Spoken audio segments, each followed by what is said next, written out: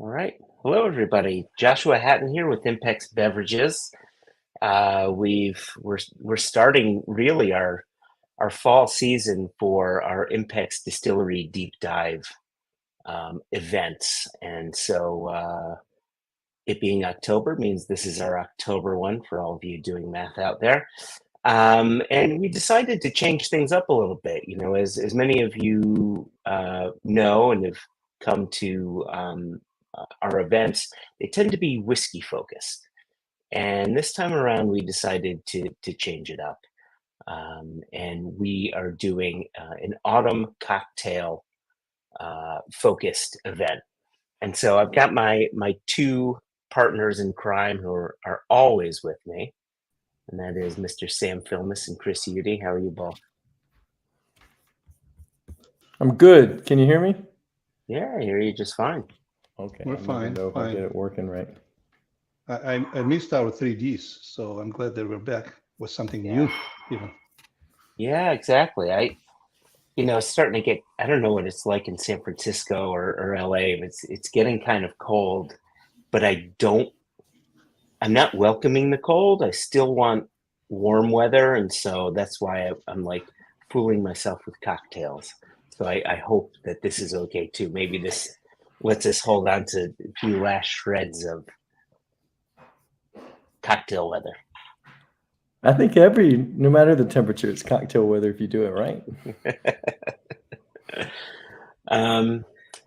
Yeah, I guess. Well, you know what, and that's the point of this event, right? These are autumn based. These are like fall like cocktails. So good point. And but here's the thing. I don't know about you both. I don't know how to design a cocktail. I know how to pay for someone to make me a really good cocktail and their expertise. So a lot of this is going to be a learning experience for me. Chris, you look like you're a guy who already knows how to make his cocktails. No, you know that expression, give a man a fish and he'll eat for a day, teach a man to fish and he'll never starve? Yeah. I'm just a seal in a zoo. They've been throwing me fish for 17 years. I can safely say I couldn't cocktail my way out of anything. I play with it every now and again, but there's a true people that can do it. There is a real talent there, and that takes a lot of practice and a lot of patience. And it's not we all know that I'm good at neither. So. And you, Sam, are you one to make cocktails after a long day? I have very little knowledge of cocktails. I like going through their names. It always kind of wonders me why these names are coming out and all this stuff.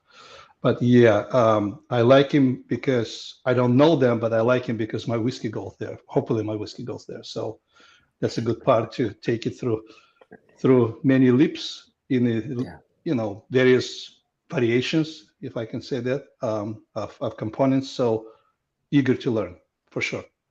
Beauty. Well, we've got some of the best people here to teach us. I'm going to bring on Daniel Cunningham, and I'm going to slaughter your first names.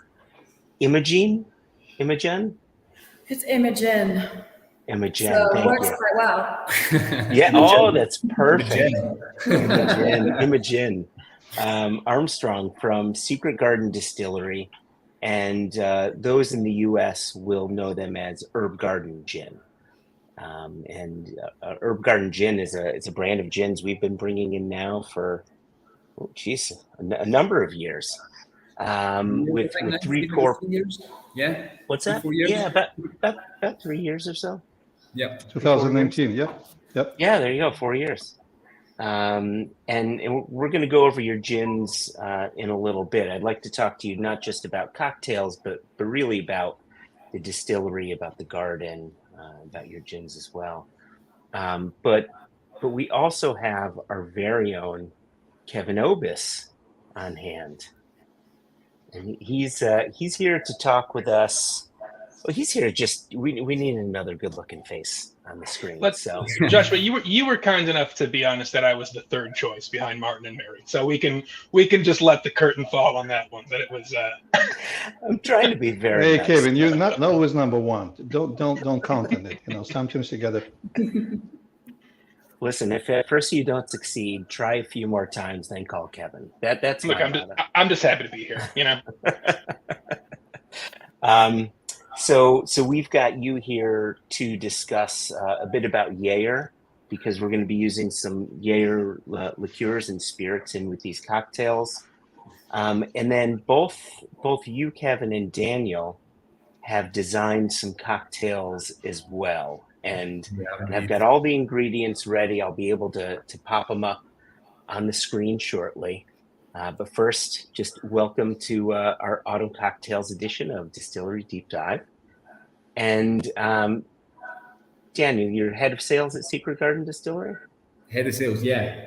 Been in the role for about a year now. My journey with the Secret Garden actually began in 2019. So I've been with the business longer than me. Longer than you. Yeah, that's not hard, is it? But yeah, I've been with the business the whole time that you guys have been representing our brand over in the US, and you guys have been an absolute delight to work with. So yeah, it's been good to see.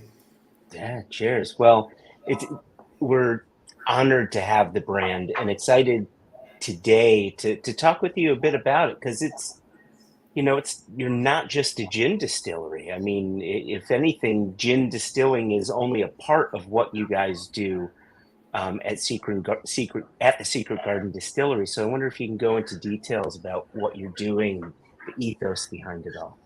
Yeah, sure, absolutely. I guess our story begins with our actual garden. So we're based in Edinburgh, just south of the city boundary, at a regional park called the Pentland Hills. We have a 7.5 acre plot of land, which we've had since 2012. We originally bought the plot. And what really attracted us to the land was, the quality of the soil. So when we first found the plot, one thing that really caught our eye was it was completely overgrown with beautiful wild plants. And with that mass biodiversity, these quirky, weird and wonderful varieties, weeds, wildflowers, whatever you want to call them, were enriching the soil. And it'd been lying like that for about 10 years. So we're talking 10 years completely derelict, nature allowed to take over and make the best quality soil. But before that, it was an organic veg business for about 25 years. So up till now, you're probably looking at 40 years. We have not had any harsh chemicals embedded in the soil, which is absolutely fantastic. So that was the kind of, canvas, the platform for the vision that we had, which was the Secret Garden at the time. And the original idea for the business was to be a herb nursery, but also a green space for people to escape hectic city life, disconnect from all that and reconnect with nature. But as our kind of journey started to progress, one thing that we did find that was very, very difficult to turn a profit 12 months of the year. We're a very seasonal business. And at the time we happened to be going through a major kind of gin boom in the UK. And one thing that we had access to was 600 weird and wonderful varieties of botanicals that no one else really had. So that was like a unique opportunity. And we're like, you know what? Let's chance our arm at distilling and let's see how we get on. So we offered a point of difference in a category in the UK that was completely and utterly saturated. There was no one that we know of in the UK that was doing what we're doing, and it's that whole journey from seed to sip. So it was 2017 when we started distilling.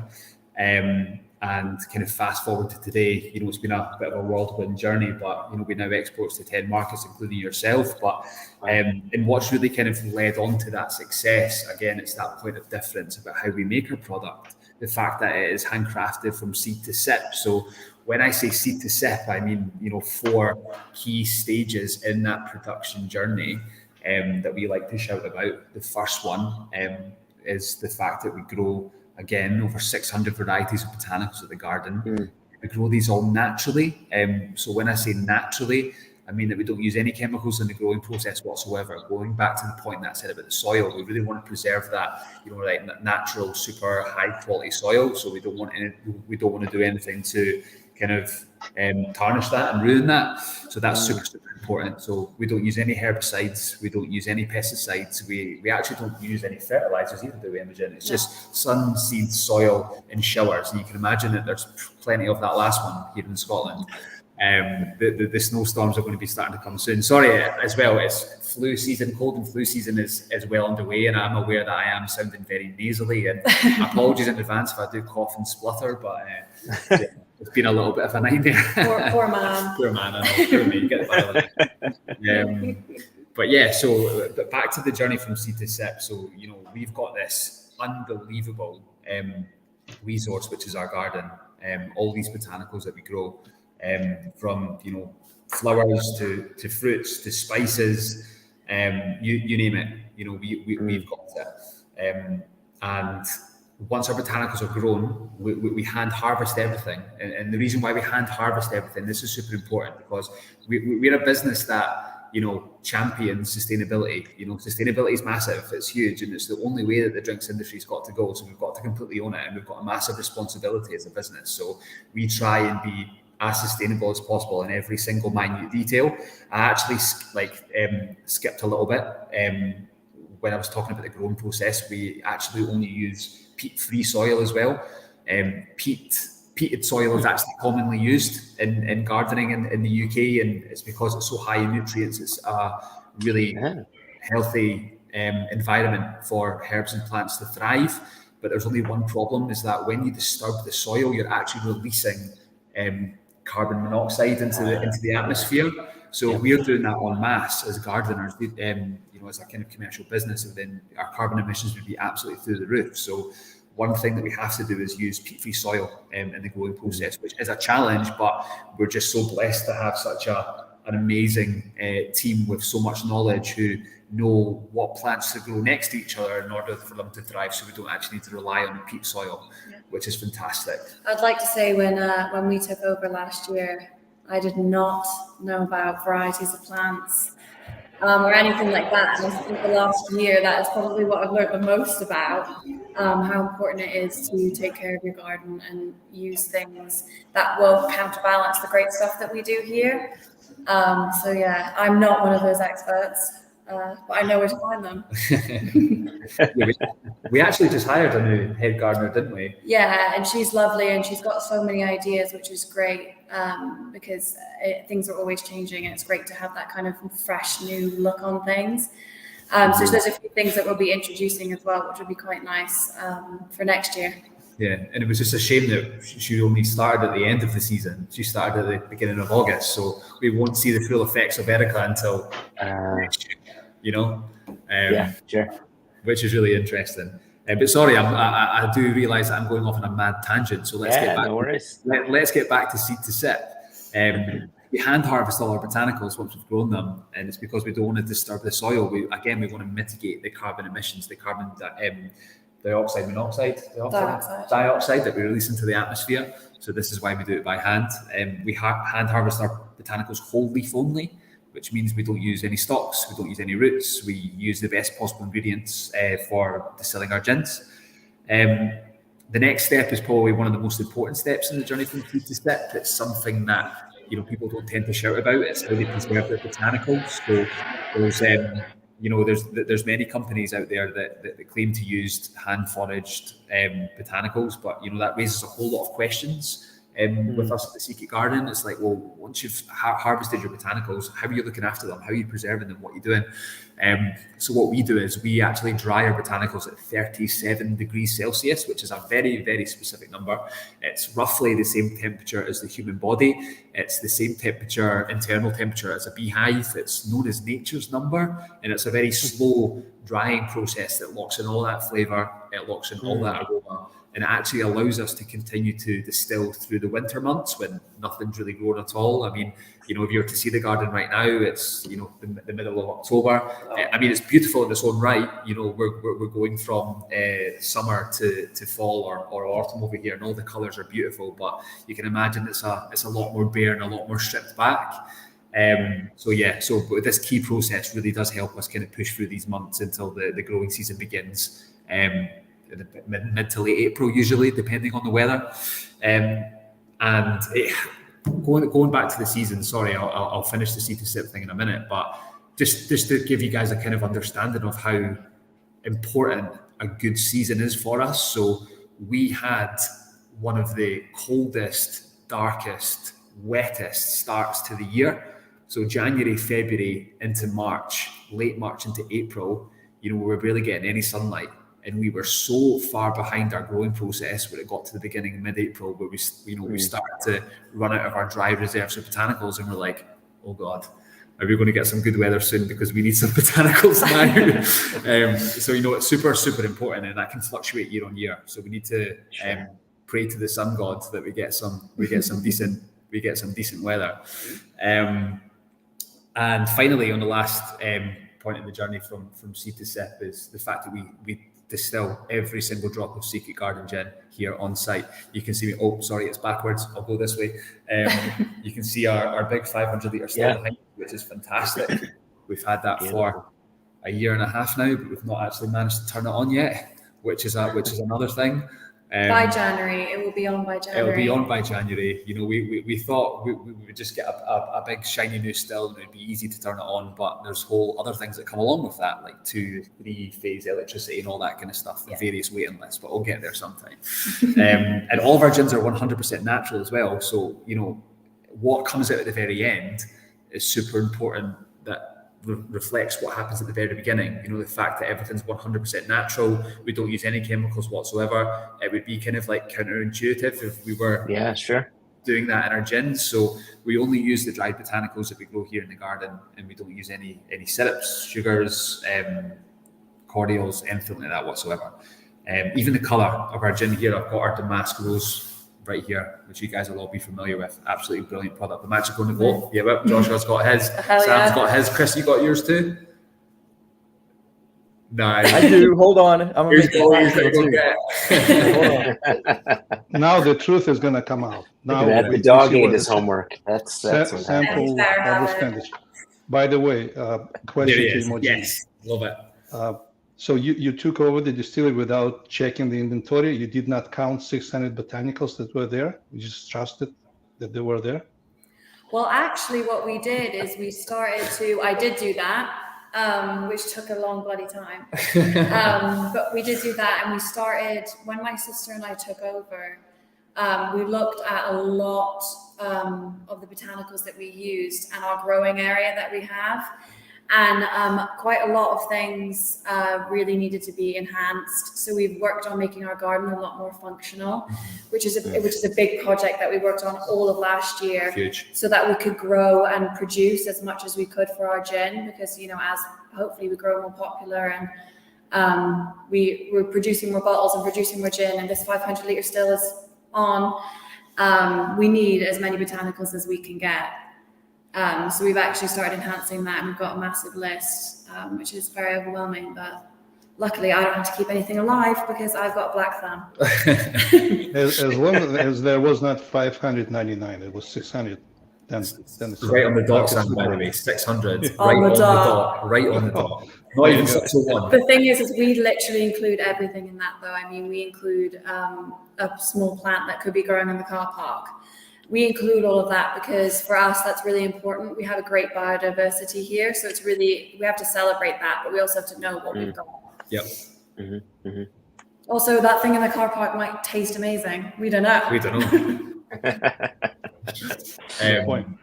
So the botanicals that we grow are not only for, adding some amazing flavour into our spirit. We also use it to colour our spirit too. So you can see we've got the lovely kind of rosy hue of the damask rose, which is simply dried damask rose petals infused into the spirit for around about 4 days post distillation to give it this lovely natural colour, which is really, really nice to see. And there's a little bit of magic that happens when you add tonic in here. There's a chemical compound within flower petals called anthocyanins, and when you combine that with citric acid.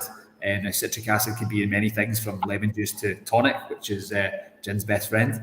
The pH level of the gin changes, and it goes into, so, Chris has got it up there. It goes into a nice kind of like a hot electric pink, which is really, really nice. But again, 100% natural process. It's just some of the magic that comes along with nature. So that's the kind of like story about how we came to be and how our gin is made. Again, that whole kind of journey from seed to sip. I guess what I was going to go on to next is a little bit more about the products that we're showcasing today. Kevin and I are making 3 cocktails. We're using the damask rose, which I've showed you guys already, lemon verbena, and our elderflower and jasmine, which is absolutely fantastic. So starting with the lemon verbena, because that's probably the most classical in style.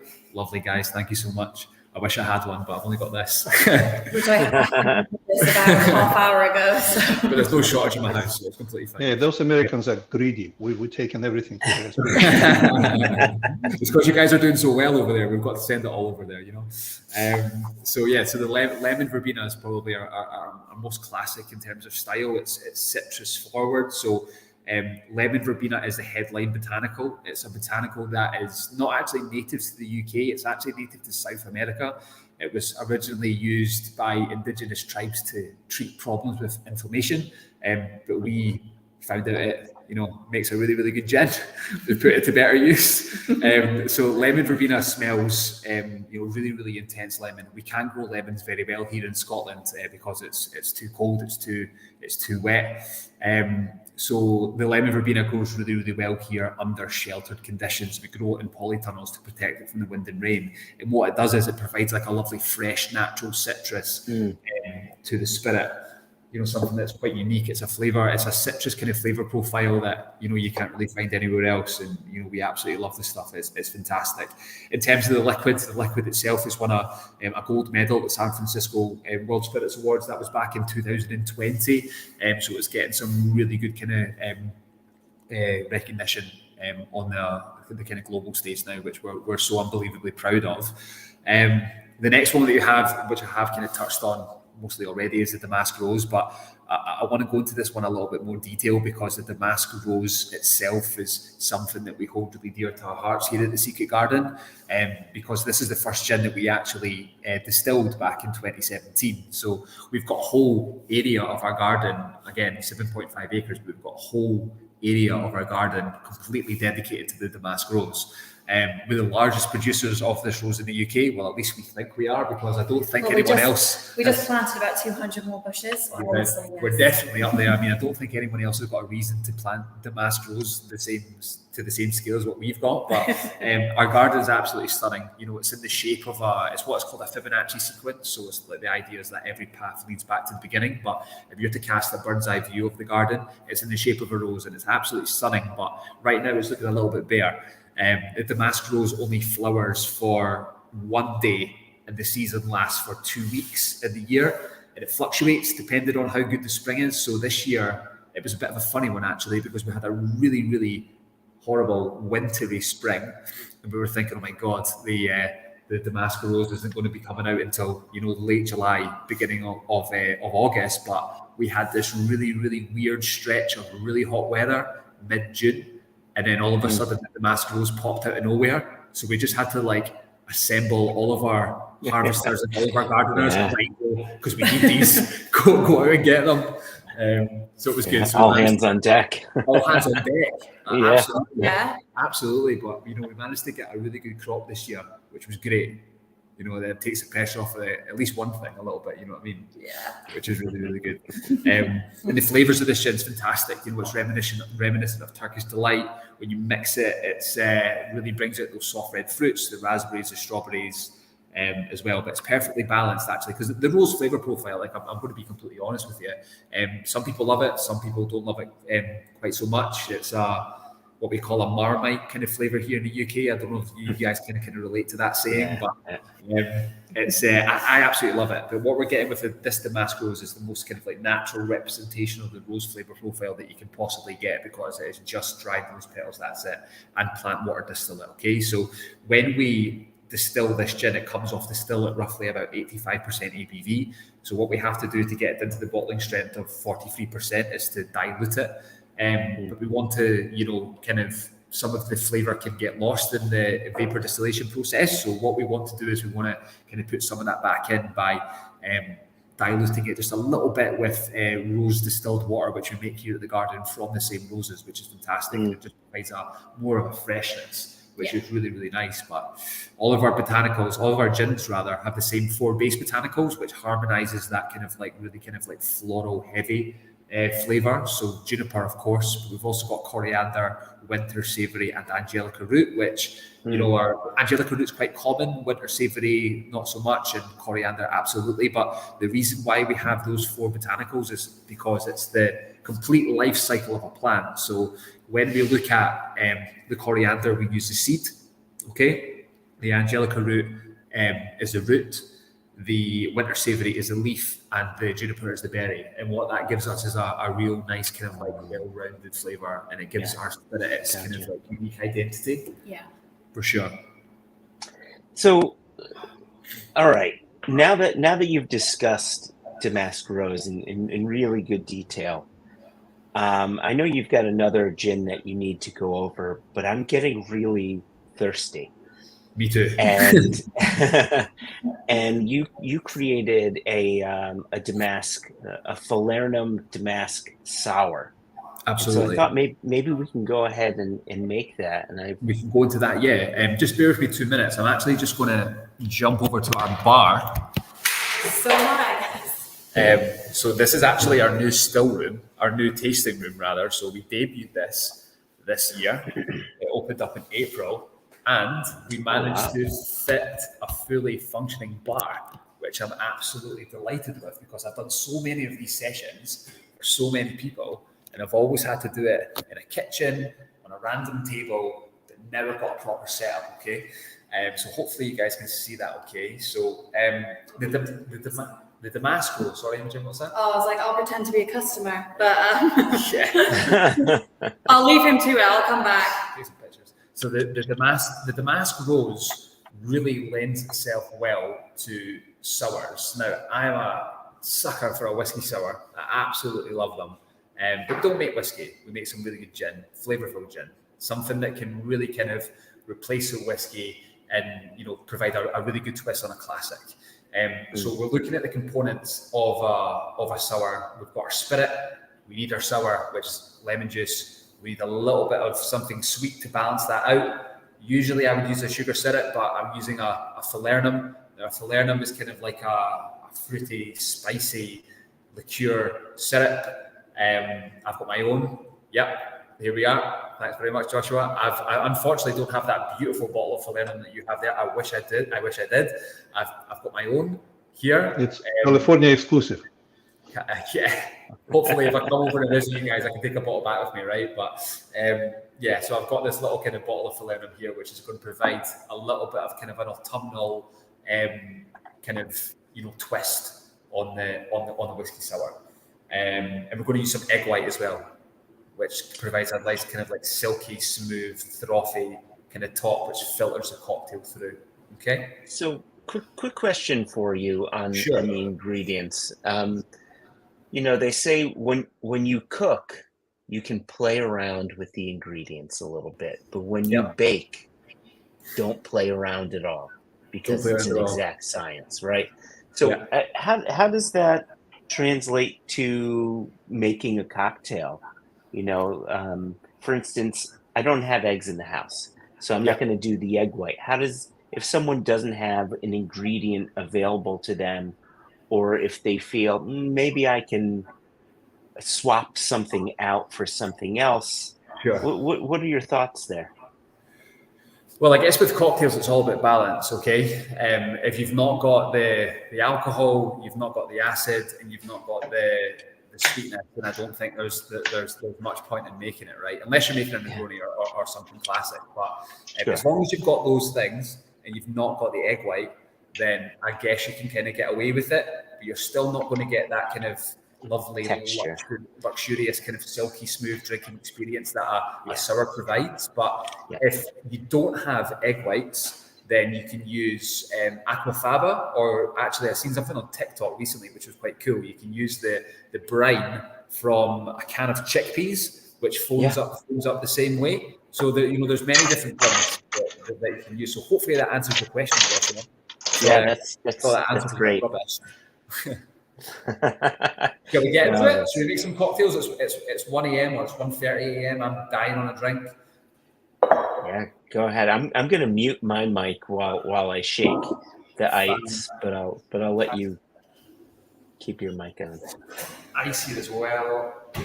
So the reason why I went for the sour as well is because I want to make something that can be easily replicated at home. Okay, it's all chuck all the ingredients into the shaker, shake it really, really well until chilled, and then just dirty pour it into the glass. Now, I've got a lovely Nick and Nora glass here because I like the look of it, so I'm just going to use it for tonight. But, if you don't have a cocktail shaker, you can use a jam jar. Chuck everything in there with the ice, shake it up and down, and it's good to go. So let's get into it. So we have our damask rose, which I'm going to use 2 ounces or 50 ml here in the UK. Then I'm going to take my falernum, which is going to give a little bit. Actually, you know what? I'm going to start with a lemon because that's the best way to kind of describe the cocktail. So to kind of balance out the burning sensation of the alcohol, we want to add in some acid or some fresh lemon or lime juice. But we're using lemon juice in this case. So we're using 1 ounce of that in there as well. Now, if you were just to drink it as it is, it would be too acidic. So we have to use something sweet to balance it out. So I'm going to use the falernum. It might need a little bit of sugar as well, but I think it should be okay. And again, the falernum is just going to provide that lovely kind of spice, autumnal spice that's perfect for this time of year. So 1 ounce of that as well. And I'm going to use 1 egg white. So I'm just going to separate this from the yolk. I'm going to put that away down here for now and put the egg white into the shaker. Now, quick tip, if you're using a cocktail shaker and you've got all the good equipment at home, I would advise that you do what we call a dry shake first. So before you put the ice in it, just give the cocktail a little shake just to kind of activate that egg white, just so you get that really, really good foam on top. Try not to spill it like what I'm doing right now. And then we're going to fill it up with ice, and then we're going to shake it again.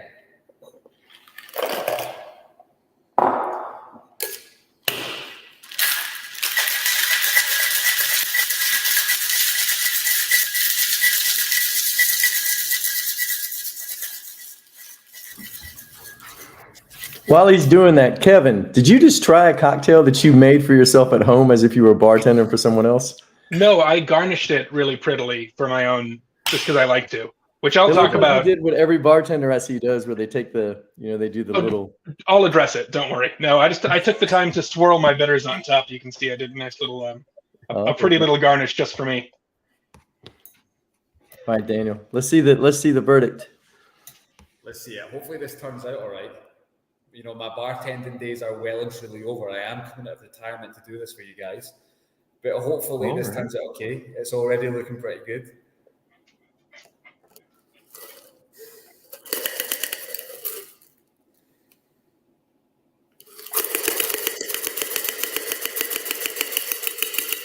Now that should settle. Give that a little bit of time. It should form a lovely kind of foamy head. And I guess the only thing to do now is to try it, right? Kevin, you've got yours as well. Joshua, you've got yours. Let's see how this is. Indeed. Cheers, guys. Cheers, Lachan.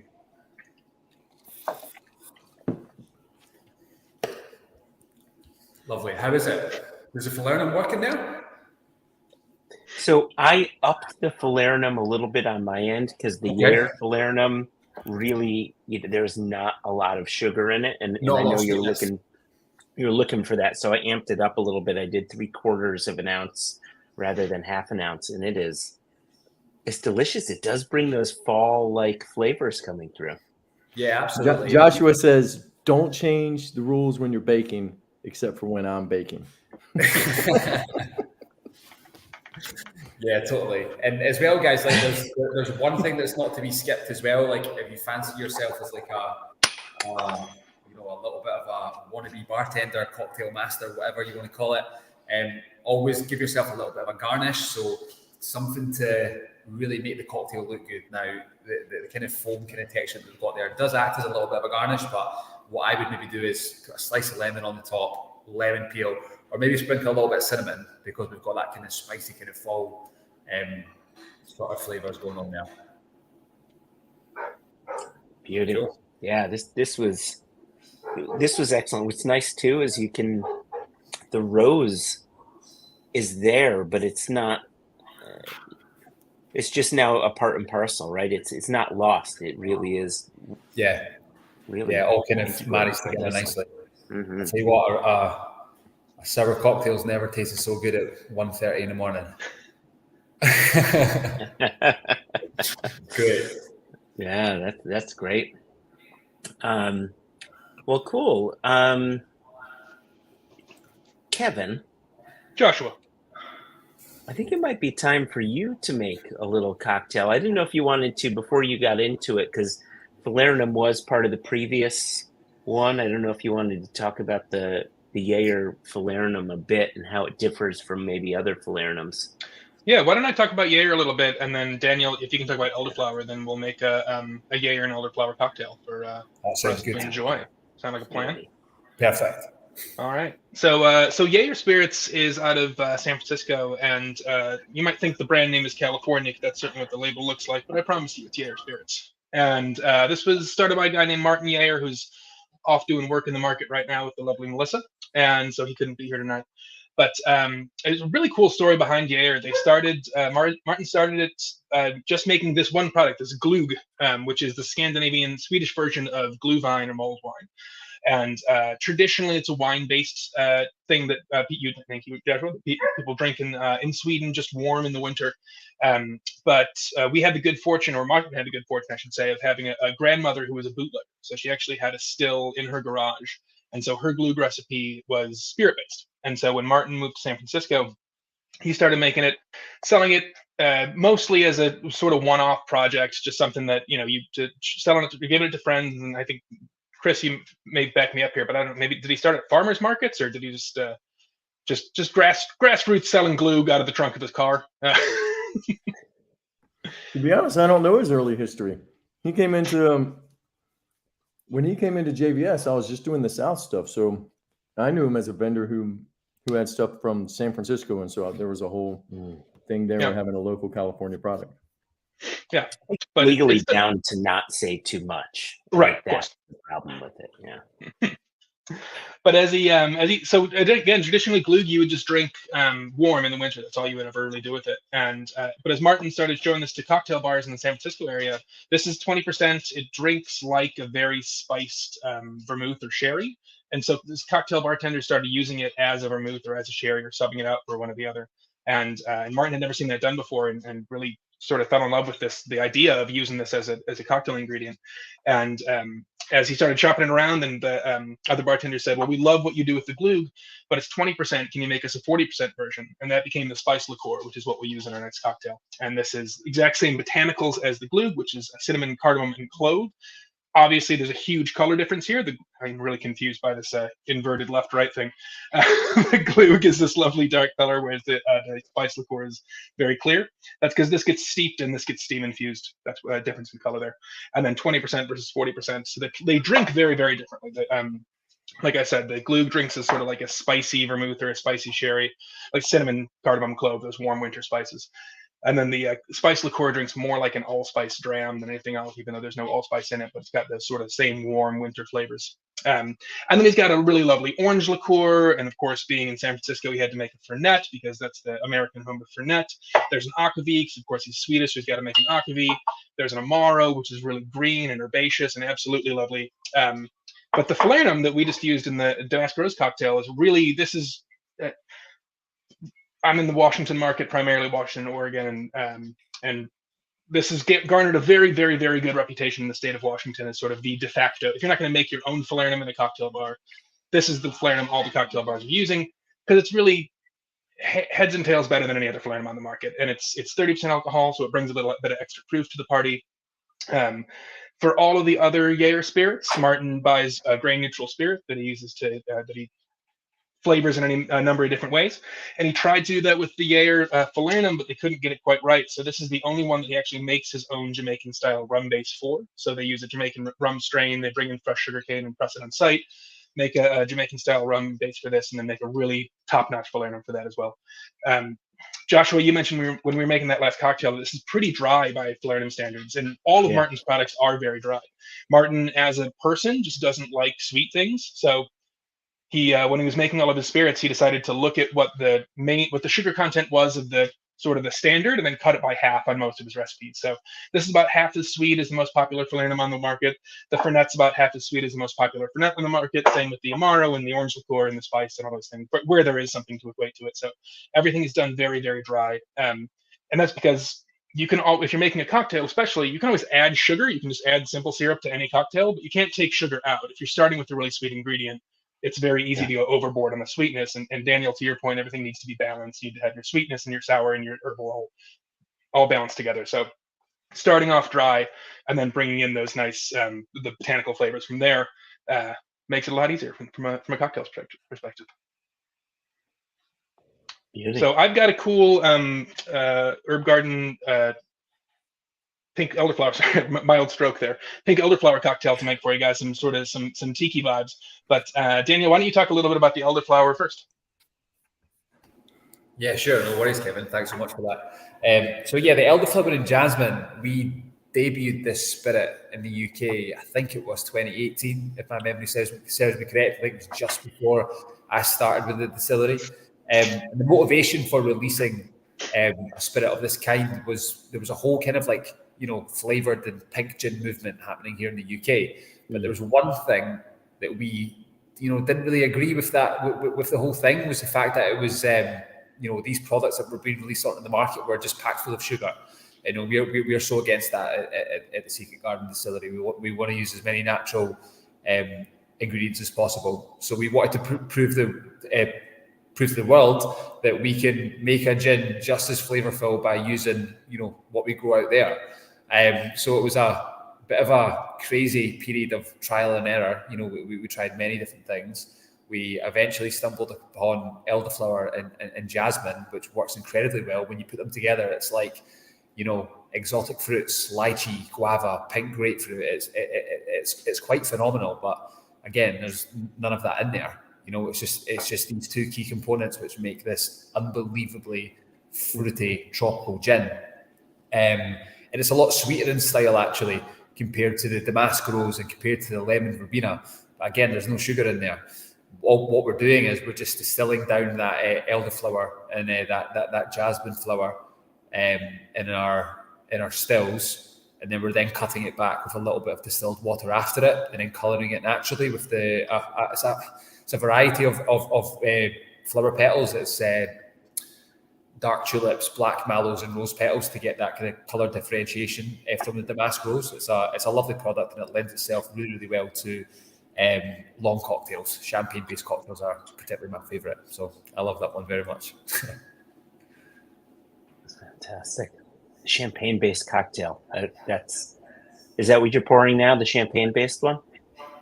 We didn't do a champagne-based one. I reckon would make a lovely French 75. Is that what you were thinking of there, Daniel? Yeah, absolutely, man. French 75. It works really well, for sure. Yeah, for sure. Beauty. But yeah, Kevin, I think Kevin and I caught up last week. I was in London. We did a little call. We were chatting through some cocktails, and he's saying he was hosting some of his friends that night, and you were going to taste this cocktail that you're about to make now, right? And it went down well. Obviously, that's why you're making it on this session. I tweaked it, so I made it with fresh grapefruit juice, and then tweaked it a little bit to use a grapefruit soda just to make it a little bit easier on the non-cocktail bartenders out there.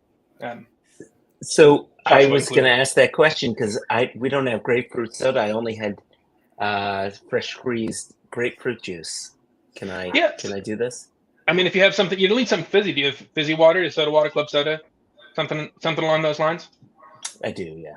Yeah, well, great. We'll make it work. Okay. So, I mean, I would say Joshua, you had asked about is it okay to play with ingredients like you can in cooking and not in baking, and I would say in cocktail making it's essential to take into account what you're using that day, because especially if you're making a citrusy cocktail, citrus can vary wildly. You can have from the same bag of limes, you can have one lime that's sweet and one lime that's really tart. You can have some limes that just don't produce any juice whatsoever.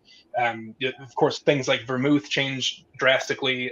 Daniel's using a different phyllanum than we're using, so I'm sure that there's a difference in flavor between the two sours that we were making.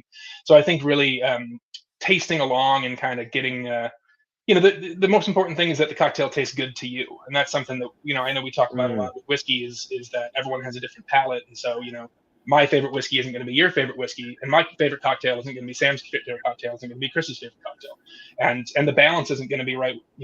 I mentioned Martin doesn't have a sweet tooth. I do. I like a little bit of sweetness in a cocktail, so I might lean a little bit more heavily on the liqueur or add a little dash of simple syrup here or there where Martin might not.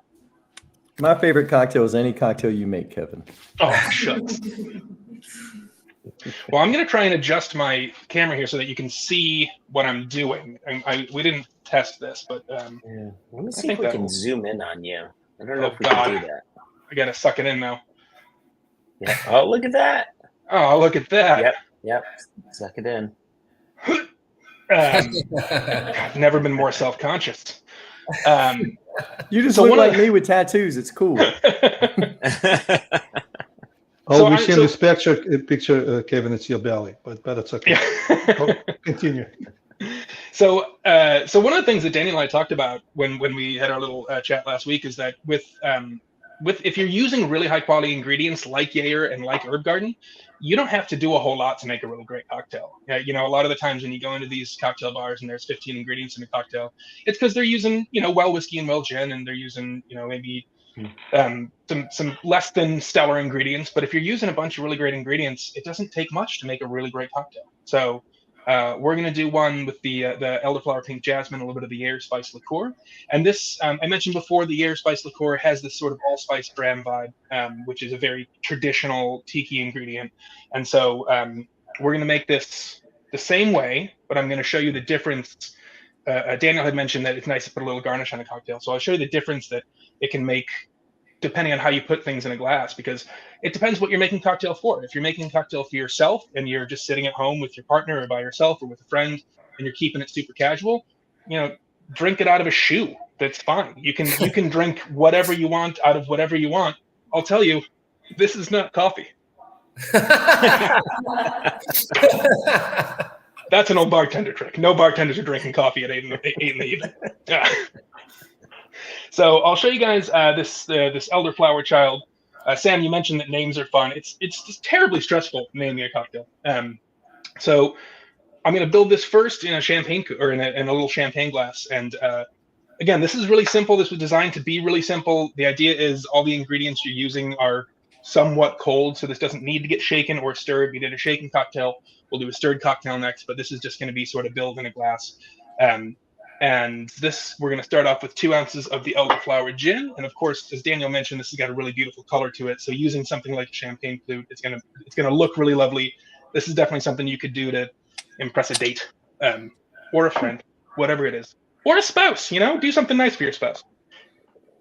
So we're going to start off with just 2 ounces of the elderflower gin, then 3/4 ounce of the spice liqueur, I should say. So could you sub in the glog for this if you wanted to, or does it throw off the? You could. It would throw off the color, but it would definitely throw off the color and throw off the flavor just a little bit. But it wouldn't be. I think it would still be delicious. And then we'll do about 1/2 ounce of lime juice, which is about the juice of half a lime. And a big the number one thing you can do is to use fresh juice, which doesn't have to be squeezing and juicing a lime to order.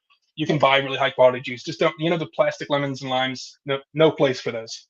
They don't belong. So you can see there's a little bit of that magic. Did you see the color change there? I should have called it out with the citric acid. It got so much brighter, so much more effervescent. How do you say it again? Anthro what? Yeah, anthropomorphize. Nearly. That actually sounds better. Anthropomorphize. I'm going to start using that, but no, it's anthocyanins. Don't ask me to spell it because I simply can't. Got it. And then this is a good example of needing to play with your ingredients. I developed this using Fever Tree grapefruit soda, and then I went to the store and they were out of Fever Tree grapefruit soda. So I grabbed, this is Betty Buzz. I've never had it before. It tastes great. It's a little bit tartar than the Fever Tree. So we'll just top it off here. And that's a lovely pink champagne flute full of deliciousness. And then you want to make it look a little prettier. So I just have some fresh grapefruit here that we cut into a little little half round. It's got some broccoli in it from me prepping dinner. But and then nothing. This is super simple. This is as easy as it gets. It's got this looks like it's ready for a brunch or for to sip along with some oysters. And this is the glass is just a presentation vessel here, right? It's not. You could put this in a Collins glass with ice. Ice will help it dilute a little bit and keep it nice and chilled.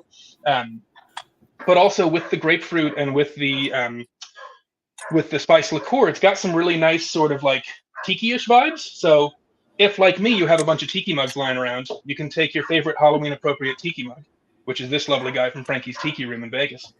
And then we can just do this, I'm going to sort of unceremoniously dump it in here.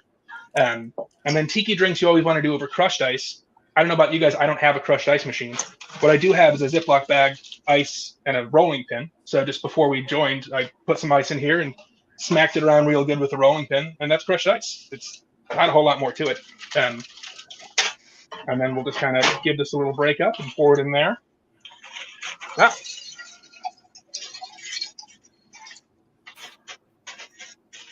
And then that's going to dilute quite a bit more, so we'll give it just a little bit more of the grapefruit soda. And we'll stick with our grapefruit wedge on top there. And nothing says tiki like a whole bunch of mint. And this is kind of crappy October in the Northwest mint, but it'll do. So we're going to pile that on top there and give it a reusable straw because we're eco-friendly here. And there we go. And now you've got a tiki drink. And it's the same drink. It's still going to taste like it's got these sort of little tiki vibes. Oh, and a dash of bitters as well. Bitters too, if you want. When you put them on top, this doesn't really matter with this, but it's an opaque mug. But if we're in a clear glass, then it kind of makes a little float of bitters on top. Or if you really want to get tiki, you just float a little 151 on there because that's how you finish every. There tiki you drink. go. Just float That's 11 right. heart 151. So if you don't know how to float, then you just take a bar spoon or any spoon, and you just pour it over the spoon and let it kind of cascade down. And you just do about 1/8 of an ounce of that just for a little bit of float, a little extra proof on top. If we give you any more time, you're just going to keep on adding more and more and more components. Well, this was it. I mean, this is as easy as it gets. No shaking, no stirring, no special. Obviously the tiki mug special, but champagne flute, or you could do this in I've got rocks glasses. I've got this nice little pink glass that's left over from my wedding. You can do it if you want the classic or the sort of new classic ball jar, that works as well. Yeah. People love that. I can't see you guys. Has anyone made this? Is anyone drinking along with me here? So I'm going to be making it as soon as this is over with the 151 float. It's going to be great. There you go. I might run out of my elderflower because while you guys are all using the full bottles, here's my bottle.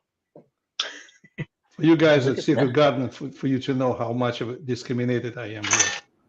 I just showed my pound so you understand this. Yeah.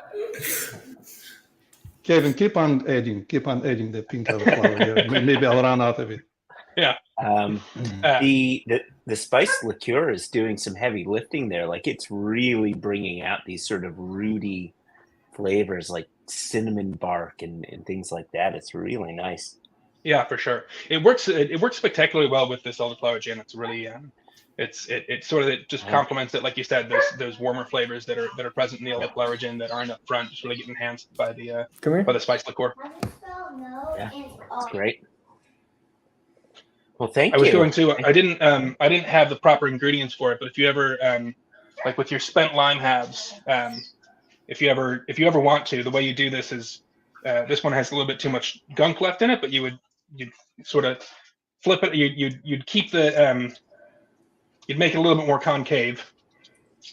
So you got a little bowl in there, and then you just put it on top, and you put a sugar cube in there, which I don't have, and then 151, and then you light it on fire. And that's how that's done. I mean, Kevin, you definitely win the battle of the glassware with that, tiki jug. It's just, yeah. I'm actually embarrassed for you. I know. I think this didn't come out in Discovery, Daniel, that I was going to use this sweet tiki mug. Yeah.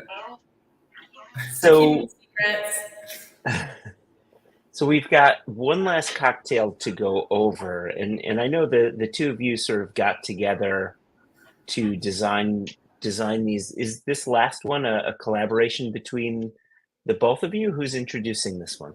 I mean, I wish I could say it's a collaboration because that's what it was meant to be, but I cannot take the credit for this any way whatsoever. Kevin, this is all you. I guess we kind of like pre-agreed that we wanted to do like a twist on the classic, but with the amazing products that you guys have got there, Kevin, in your kitchen as well, like you came up with an unbelievable recipe. So I do not want to steal your thunder. I want you to have the floor and I want you to shine. You crazy diamond. So he either means it or he means he doesn't like it. It's going to be one of those two. Well, we're gonna have to ship Daniel a full suite of the Geijer Spirit stuff. That sounds great. Well, we both had the idea of doing a twist on a classic, and I think fall's a great time for cocktails. It's citrus is actually coming into season, and you've got like fall flavors work really well with cocktails as well. And the glug I mentioned is just such a good sort of like vermouth or sherry replacement that it was kind of natural to do some sort of riff on a Negroni. Negroni is one of the all-time classic cocktails, just equal parts gin, sweet vermouth, and some sort of red Italian liqueur, usually Campari. I'm actually using a different one that I like because it's a little bit less sweet than Campari. Nothing wrong with Campari, absolutely delicious. And again, this is going back to like my earlier point about depends how you're drinking, who you're drinking with. Are you drinking just to have a nightcap, or are you hosting a party? You're trying to impress someone. So so a Negroni at its basic is it's 3 ingredients, right? And it's equal parts: 1-1-1 glug, gin, bitter Italian red liqueur. So if you're doing this at home, if you're just drinking, if you're drinking by yourself, which is okay, no judgment here. All you would really do, and this is honest to God, if I'm having a cocktail at home, what I do is get rid of some of this extra water, just a glass of ice, and then we're going to do equal parts lovely herb garden lemon verbena gin, so 1 ounce of lemon verbena, and then 1 ounce of Geijer glug. Also, this lended itself very nicely to the name Neglugi, which is very fun to say. And we'll just dump that over our ice, and then we'll add our bitter Italian red liqueur. As I said, Campari is the classic. Nothing wrong with Campari. It's absolutely delicious. I'm going to use this Carpano botanical bitter because it's a little bit less sweet than Campari. And we're just going to add an ounce of this.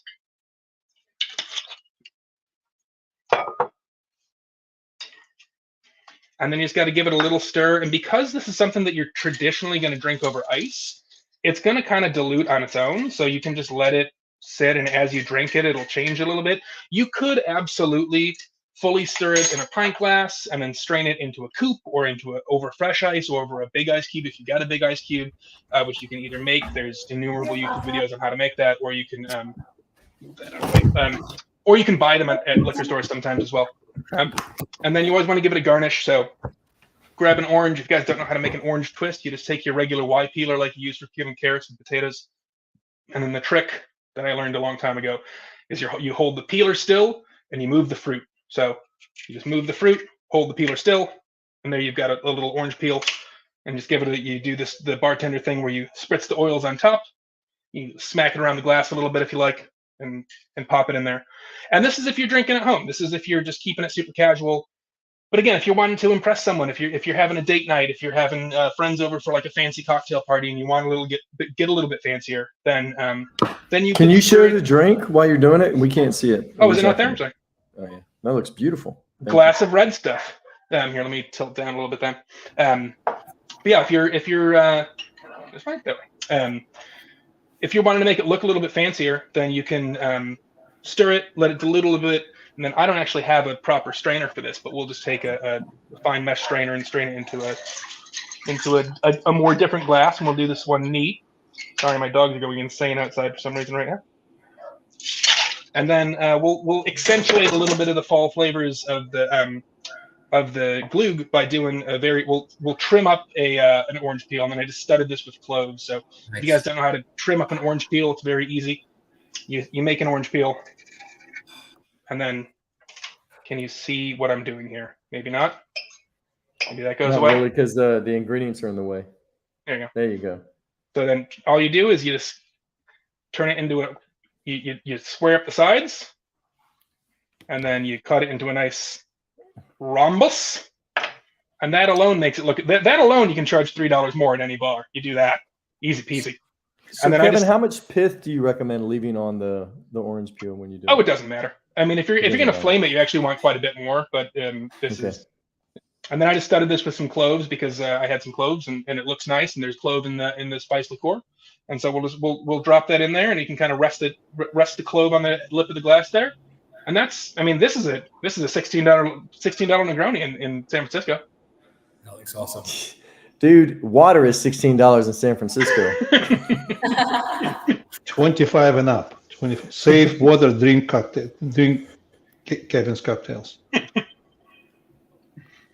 And so, yeah, I mean, the thing that I really wanted to get across, and I hope Daniel echoes, is that if you're using high quality ingredients, if you're using Herb Garden and Geijer, and you know, you can do less, and especially if you're having a cocktail night at home, you can kind of get a little fun with it, you know, because it's so much, you know, if you're drinking a cocktail in a bar, yeah, you're having a lovely experience and you have a professional making it for you, but you're paying for the lights to be on, you're paying for that bartender to be there, you're paying for the licensing rights for the music. So if you're at home, you can make a really lovely Negroni with a great gin like Herb Garden and not sweat it. You can make a Rob Roy with Kilhoman. You can make a daiquiri with, you know, a single cask nation Darsa 10-year. You can use whatever ingredients you want, you know, and you can get a little fancy with it and really enjoy yourself.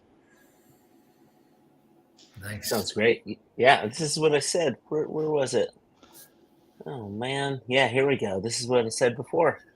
Get as fancy as you feel. That seems to be you, Kevin. Kevin, we want to thank you because Single Cask Nation woke Joshua up. Actually, you know, you mentioned this. He was completely checked out until I said Single Cask Nation. So you guys come up with a great and very creative, you know, names of the cocktails. But I want to suggest one because we were talking about cocktail names before. So Imogen, I think this is a great name of the cocktail. Like Imogen after midnight, you know, today is what, now it's what, about 2 a.m. Like Imogen after midnight. Please put it on the list to consider. Done. No, for I think when I turn 50, my sister wants to make like a bespoke Imogen. So, and it would be all my favorite things inside it. So it would be like a little bit more of a herbier, spicier gin. That's right. We've only got a couple of years to wait then, haven't we? We got a few. Are you guys coming up with some aged gin? Daniel's like living dangerously today. Or something? Cheeky, get out. I wanted to get back to Damask Rose because, you know, when I nose it, I feel like I nose the bouquet of roses.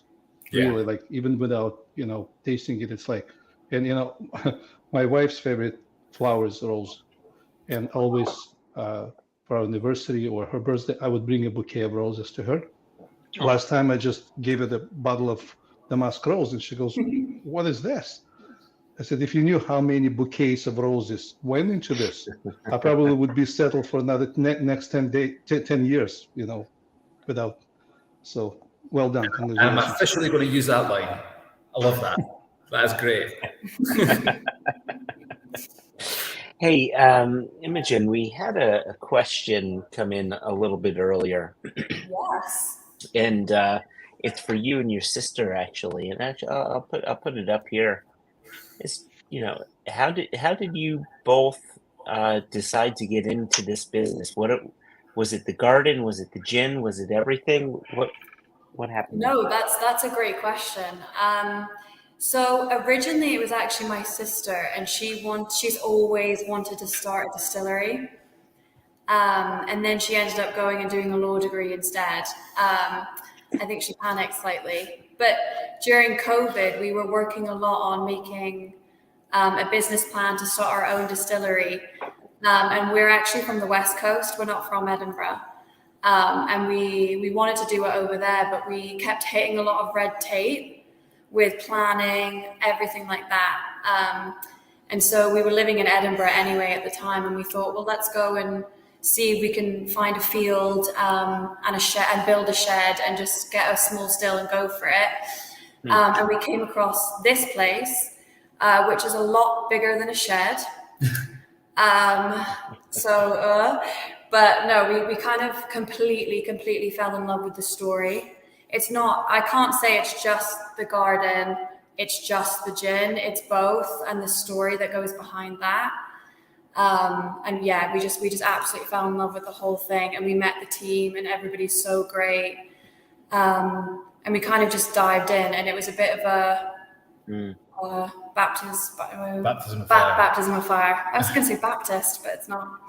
It's 2 a.m., so excuse me for that.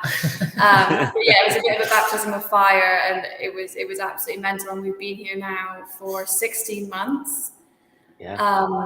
And yeah, we work together and we live together, and it's kind of crazy, but it's kind of fun. That's awesome. You know, the number 600 botanicals, no more, no less, has been mentioned a few times here. And, you know, obviously I know that you create more gins than comes into the US. But still, I don't think that takes into account all 600 botanicals that you're growing in your garden. So what do you do with the other plants that are growing there? Yeah, I'll take that one. So at the Secret Garden, we want to encourage as many forms of wildlife as possible to act like an oasis. We have 10 hives on site. We're proud keepers of bees. So we want to make sure that these guys have got everything that they need. You know what I mean? We don't want to limit their food supply. And again, it's going back to that whole biodiversity. The more varieties we have, the more healthy, good quality our soil is, the more wildlife, birds, bees, insects that we can attract to the garden. So I guess it's mostly that. It's also about plant health. So yes. Sometimes you've got to change what's in your bed every few years to something completely different. And so also we've got so many native plants that just grow and pop up because they're native to the area. Yeah. And so it's really about us kind of protecting that. So we've got a lot of varieties of plants here, but we don't want to rip anything out. You know, we take care of everything we've got and we protect it. Yep. We just try to grow more of what we do need. Is there? Oh yeah, go ahead, Sam.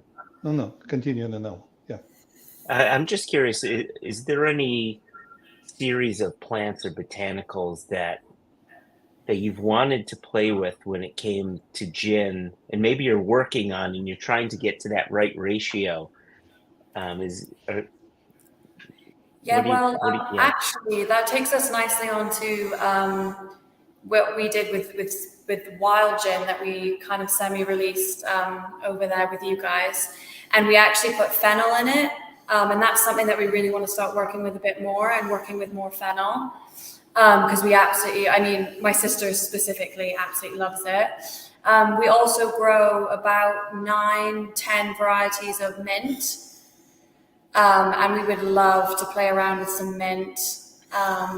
My favorite's ginger mint, which will be the Imogen when it comes out. It would be basically all ginger mint.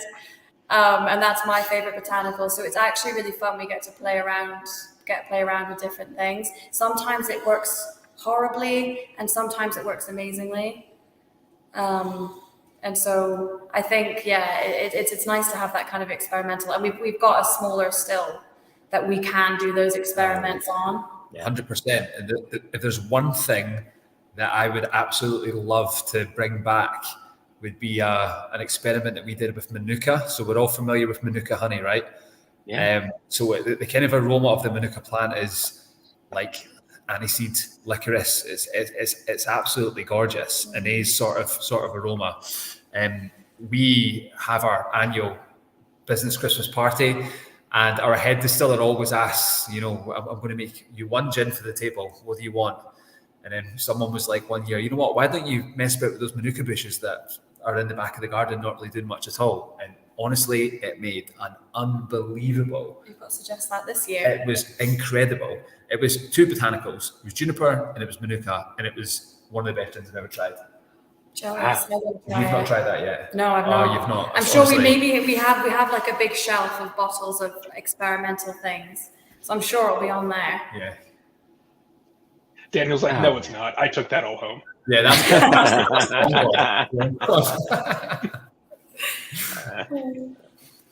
Sam, sorry, you had a question before. No, I was going to say that these 3 expressions are not limited to the US. We also, as a collaboration between Secret Garden Distillery and ImpEx, and orchestrated by our own Gary Clark, have the wild gin exclusive to one of our major retailers in Texas. Which, they probably, as I was told, they offered about 10 different gins a week, and they went with Secret Garden. That was very, very big sign. The power of fennel. Wow, that's a great endorsement right there. That is. That's an amazing piece of info. Wow, I feel completely honored. I know. That's fantastic. Well, I think that actually may bring us to a close here. We've learned about the Secret Garden. We've learned about your gin and how you produce it, which really is unique. Oh, you know what? I had one quick question for you. I know it's 2-something a.m. and you want to go to sleep, but earlier when you were talking about creating the damask rose, and you talked about adding tonic, it changes the pH balance, and a natural color change occurred. Did you know that was going to happen? Was that just a nice happy accident thereafter? Yeah, it totally was. I mean, we never made gin to make color changing gins. We were just so kind of caught up in producing the gins the way that we wanted to, from seed to sip, and it was just one of those little pieces of magic that happened right at the very end by accident. You know what I mean? Like when we started making our first spirit and we started mixing it, and we're like, oh my god, what's actually going on here? But it just, it adds to the theatre of the whole thing, and people love it, don't they? It's great. God, yeah. Yeah. I think, going back to when my sister and I took over, when we walked around and you see the garden and you see the apothecary rose or the damask rose garden, and it's so great to see the people that are harvesting that and then go in and try the gin. And it's such a great full circle moment, and it's such a great, pays homage to that garden, and the color changing was just such a fun thing that now we can talk about. Yeah, that's so cool. That is super cool. Joshua, I forgot to mention something, which is not to interrupt, but if anyone out there listening or watching is having, say you're having friends over to greet trick-or-treaters at the door, you're having Thanksgiving dinner, or you're having Christmas or Hanukkah party, one thing you can do to make your life really easy if you're making cocktails, especially with I'm going to continue talking about step off screen for a second, especially with something like anything that's spirit forward, like a Negroni or like a Rob Roy or anything, or a Martini or anything like that, is you can just batch it all out and keep it in your freezer. So this is equal parts lemon verbena gin, the Carpano bitter, and Geijer glug, and then about 20% water. So this is 7 ounces each of the gin, the bitter, and the vermouth, or the glug, and then 4 ounces of water, and that's about as diluted as you want something. And then you just pour this into a glass and hit it with an orange, and you're holiday entertaining. It's as easy as it gets. It's ice cold out of the freezer, so you can pour it over ice. You can pour it into a glass. You can do this with anything that's spirit forward. You don't want to do it with anything that has juice in it, but a Negroni, a Martini, Manhattan, Rob Roy, super easy little holiday entertaining tip for you guys. You have just elevated my Halloween trick-or-treating experience, and all the parents that come by. Yeah. Now remember, if you have teenagers and that bottle freezes, that means they've been dipping into it. I found that out the hard way. I think Chris's parents found that out the hard way, actually. It wasn't me, it was my buddy. She the vodka froze one night. That's how we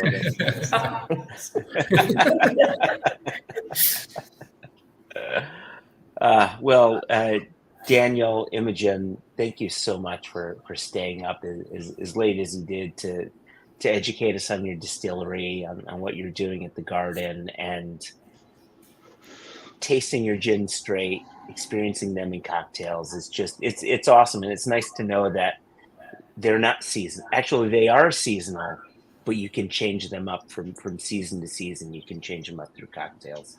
So that was a very cool experience. So I thank you. And Kevin, of course, thank you so much. You were our 17th choice to bring someone on.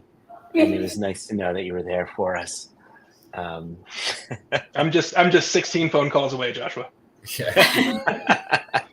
And Daniel, I apologize. I didn't realize I could have done this to you the entire time. Well, don't do that. You know what? For 2 a.m., we look really good. We look all right. Yeah, we look fine. No, we look really good. Yeah. Nah, Joshua, honestly, thank you so much for getting us involved. Like, there's not many people in the world that, you know, we would sacrifice a good night's sleep for, but, you know, when you guys come calling, you know, we're always keen to get involved. So thank you so much for allowing us to come on and you know, talk about Secret Garden Gin. And Kevin, thanks so much to you, man. Honestly, I learned a thing or two on our chat last week. Just thanks so much for all your hard work and all your efforts. Thank you. Okay, Joshua, I want to thank you for putting that together. Chris, thank you for standing right by us. Kevin, you're not number 16 anymore. You're number 15. Hey. And you're not 15 calls away. You're just 16 unanswered emails away. Welcome to our club. I want to thank the Armstrong family. I want to thank you, Daniel, and everyone at the Secret Garden Distillery for doing an amazing job of keeping this gin coming at this kind of quality and taste. I also want to thank Roderick McKenzie, who has been a great friend of mine for many, many years, for connecting us. I know he couldn't make it today, but please say hi from everyone at ImpEx to him. We absolutely will. Thanks everyone who joined us today. Cheers. Thank you, Sam. Yeah, thank you. Thank you. Cheers. Where's my drink? Here it is. Cheers. Mine's in a cup, but... Is that coffee? Imogen. Remember, Imogen after midnight, right? Remember this. Yeah, I will. I actually really love that idea. Perfect. All right. Well, cheers, everyone. Cheers, everyone. Thanks to everyone who joined. Really appreciate it. Take care, guys.